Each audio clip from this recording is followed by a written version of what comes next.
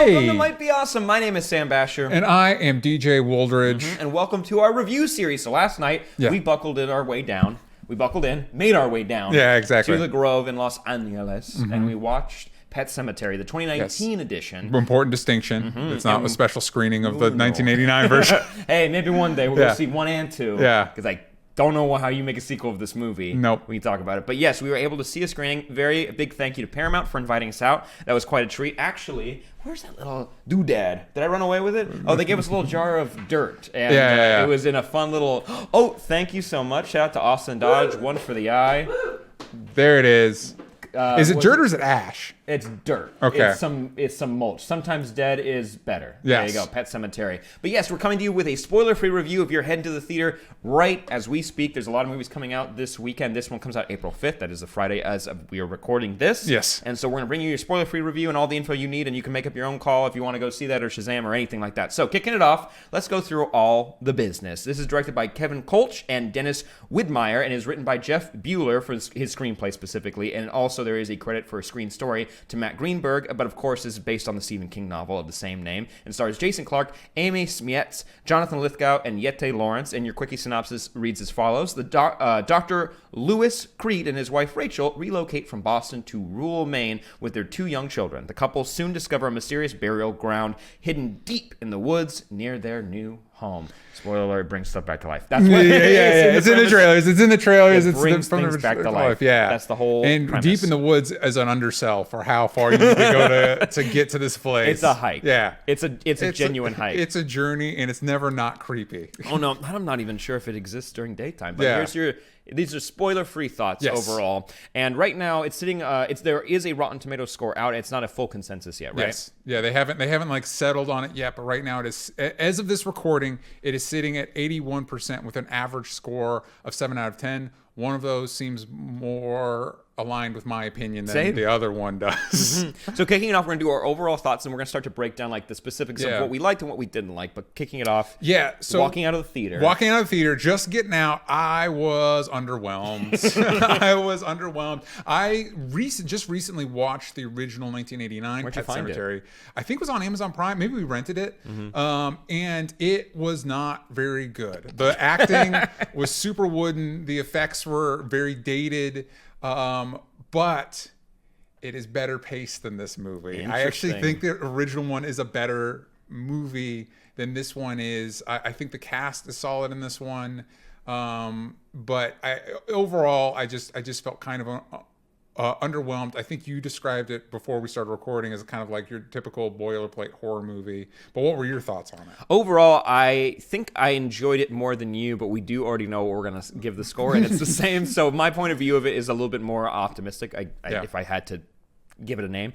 Walking out of it, it just didn't wow me like more recent Stephen King adaptations. Yeah, because he's been on a hot streak recently. Oh, yeah. Adaptations, Netflix, minus Dark Tower. Paramount. Yeah, that one was a rough one. Yeah. We can give it another go. That's a dense one, though, like The Stand. We'll see how that one goes. But yeah, with the recent resurgence of Stephen King novels that are being adapted for the small screen or big screen, this one I genuinely thought was going to be like a slam dunk. I thought it was going to be a home run. The trailers look great. Yes, it was. Man, props to trailer houses. They never get enough credit because they can really make or break your movie.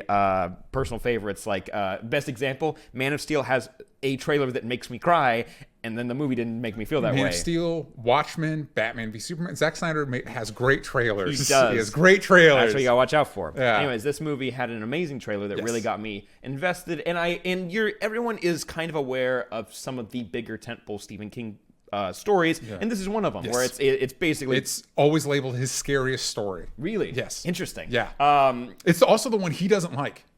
He doesn't. The only reason it ever got published is because he was in a contract he wanted to get out of. Oh. He because it's so bleak and it doesn't really reflect his views on things. So he's always like, if it were up to me, it would have never been published. Very interesting. Yeah. Yes, and bleak is a good way to describe this movie. It is an extremely bleak film. I equated this one to, I definitely call it a notch above a lot of the lower tier Blumhouse movies, the Ouija's, or Never Have I Ever. That's not what it's called. Yeah. Would You Rather? Would You Rather? There probably is a Never Have I Ever out there. Would You Rather? It's Truth or Dare. Yeah, there it is. So you know what I'm talking about. Yeah. It's or the after Paranormal Activity 2, anything that came out after that, those kind of movies. This is better than that. Yes. And I think the acting is solid throughout from the actors. They do the best that they can with the script that they have. Yeah. And overall, the atmosphere of the movie is I felt fully engrossed. I was like, okay, I wouldn't say that the world fully makes sense, but I am in it. I am fully into this movie, and I like what I am visually seeing and what they are giving me. But I will say, there's a lot of stuff that just happens for scare's sake. There's stuff that just kind of happens in a vacuum and kind of doesn't matter to a lot of the rest of the plot. I think audiences that just want to go in and get scared, you will get that. And if you're tired of movies, of horror movies specifically, that have a funny element, which you kind of need to kind of break up the tension. If you just wanted bleak as bleak can be, this is the movie for you. People were laughing in the theater, and I didn't get why. yeah. I will say, I mean, there's stuff in here that's unintentionally funny, and I'll get into that more later. But there's one great line from Jonathan Lithgow that I don't know every audience is going to laugh at, but ours did, and it actually got me pretty good. And I think the humor, like especially since Us just came out like last week or 2 weeks ago, I think the humor helps humanize characters, and this movie doesn't really have that. But it might be awesome. We like to be positive, and you generally had a more positive feeling than I did. What are some of the positives for you in this movie? I think solid jump scares. If you guys were like, wait, is this going to be like, to equate it, and I don't want to like make it a battle royale versus other horror movies, but to equate it to like a Hereditary where there's not that many jump scares. It's just existential dread. It's an atmosphere of just of you not being able to breathe the entire time.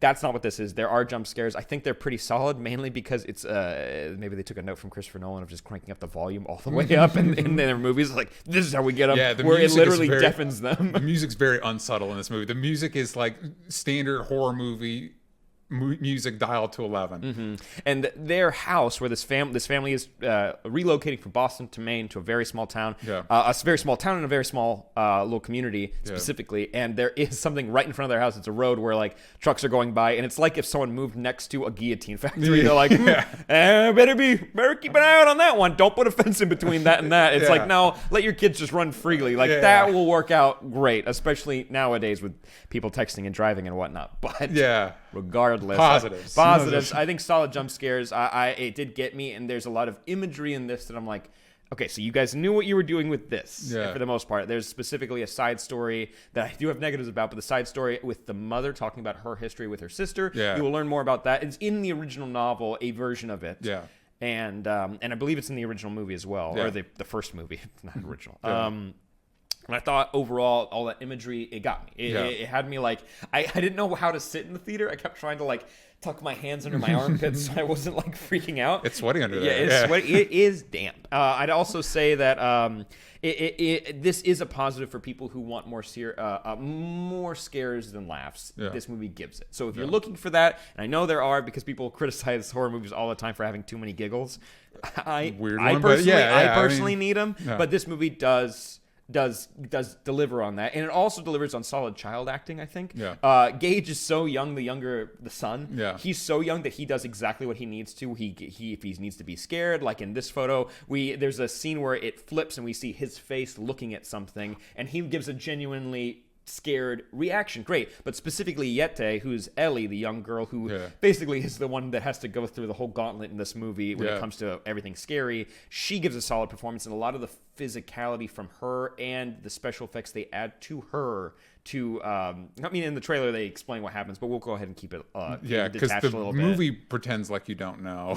So we'll pretend like you don't know too. But her performance pre and post her entire journey, I think is solid all the way through, and we are getting better child actors in movies recently. We're breeding them better. But you're right. I think overall we're getting better child actor performances, because my watermark is always The Last Mimsy. It's just like, that movie is so bad, and it's the kind of the kids' fault. Not really, but a little bit. I get it. They're children. You can't be that rough on them. Anyways, to stay on topic, Jeté gives a great performance. But when it comes to the negatives, what were some of the things when you're walking out, you're like, uh-oh, bad taste in my mouth, what is that? I think for me, the smaller one is, I found it pretty melodramatic and goofy. Like when big, serious, like earth-shattering things happen, everybody plays it up like falling over and like, oh my God. And it's just, for me, and maybe you needed that to make the material less harrowing,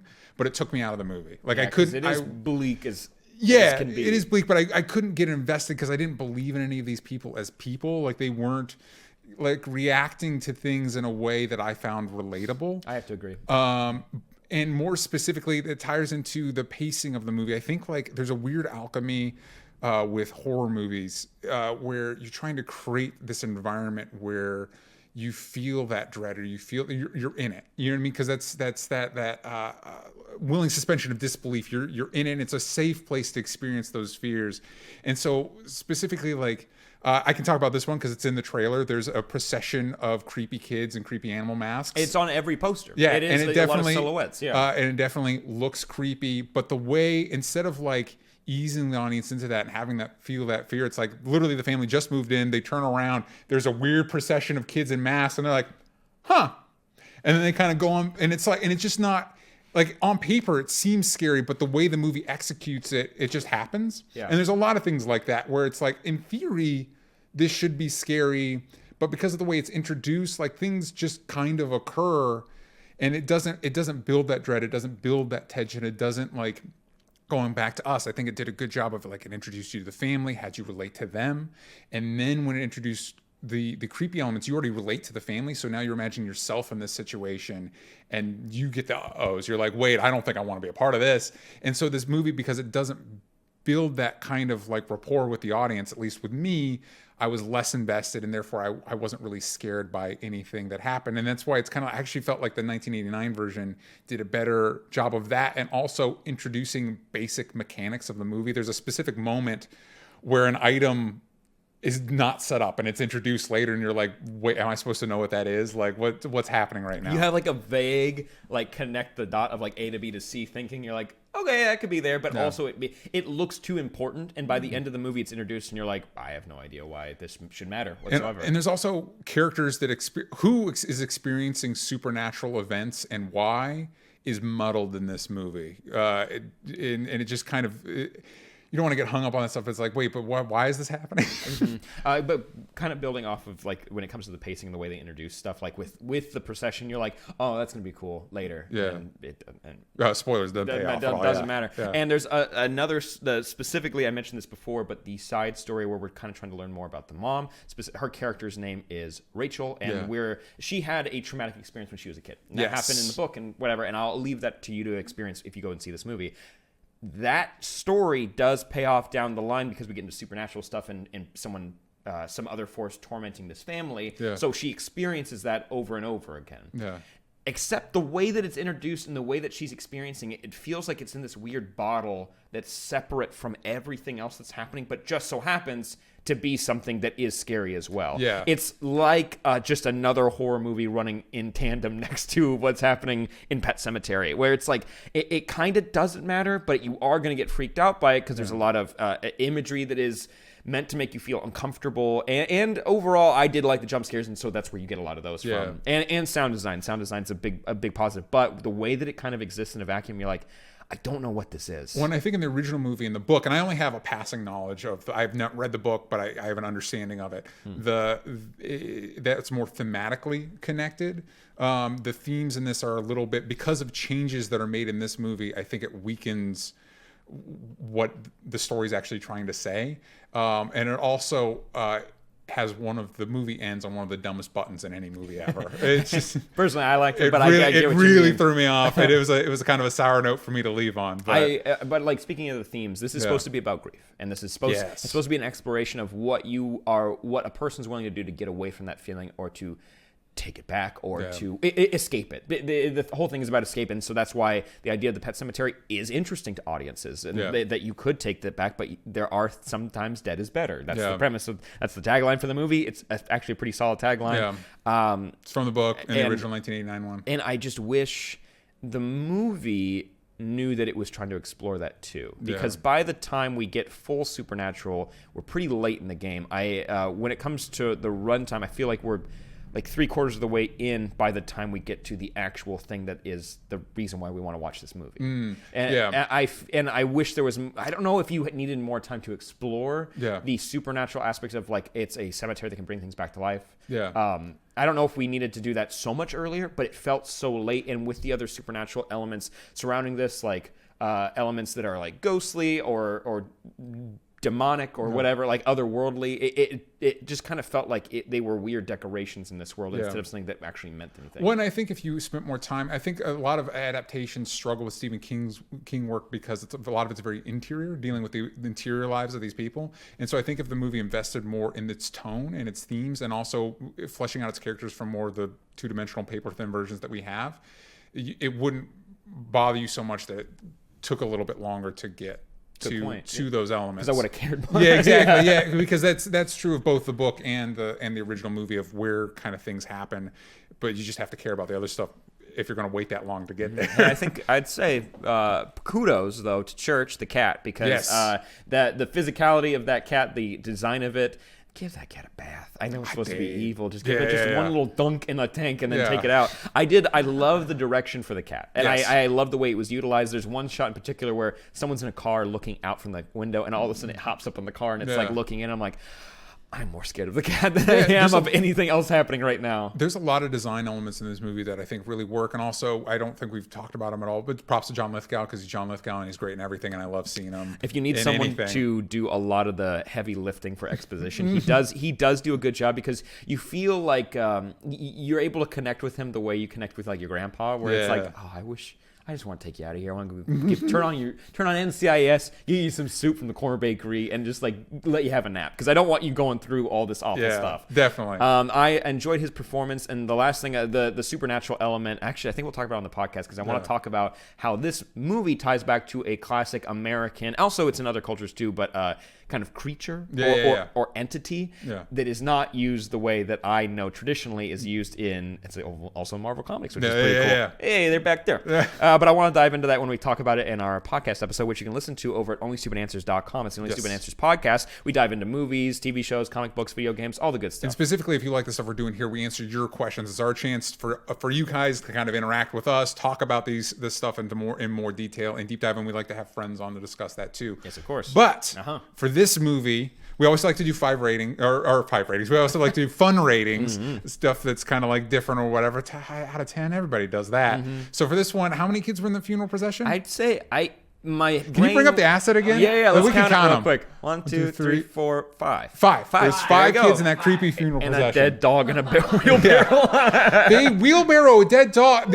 You just moved in, and that happens, and you're not like, we should look over that paperwork again. Or just look at a map of what you're buying. He's like, wait, hold on, I got 5 acres back there. And it's like, what's on there? Yeah. You've got a lot. You have a lot of land. That you don't know about. Didn't look at it before you moved in. See, that it also may have helped if this movie was a period piece, because now we have drones. That could have been something that we would have seen. Out of 5 pointless kids in a weird animal procession, what would you give this movie?